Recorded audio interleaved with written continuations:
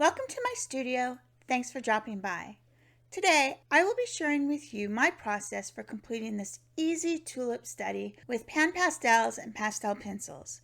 If you would like to give this a try on your own, I will leave a link to my website where you can download the line drawing and reference for free. Also, keep in mind, you don't have to use the exact supplies I do. They are just listed for reference, so feel free to use whatever you have on hand, even a different medium if you like. I would love to see the art you create using this reference. Feel free to tag me on social media so I can see your creativity come alive. My focus for this study was to create a bit looser style than my norm and really understand the different ways you can use the Sofft tools to create texture.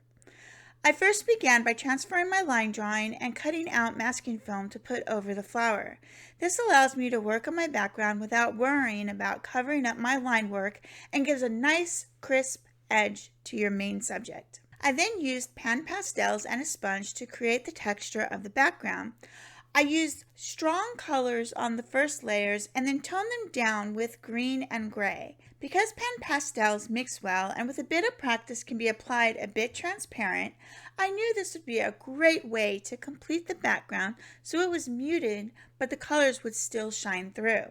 I continuously adjusted the different areas with the colors until I was happy with the final appearance. I then removed the masking film and began on my flower.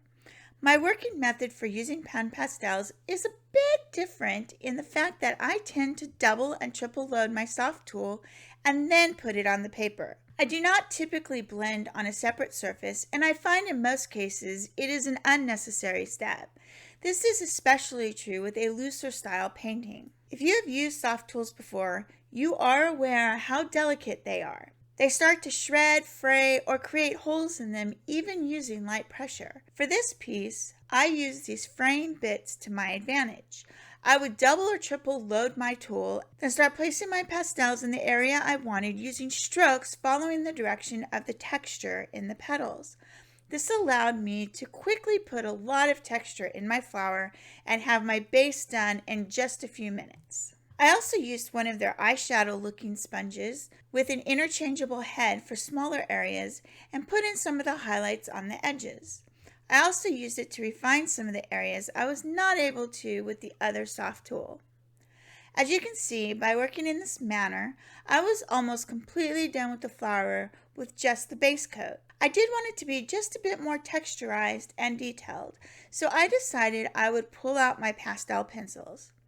I spent more time using my pencils than I did using pan pastels, mainly because of the water droplets. I really enjoyed creating those because when you first block it in, it just looks like a bunch of lines, but with the slightest blending and then come back in to define the dark and highlights just a bit, all of a sudden, boom, water droplets.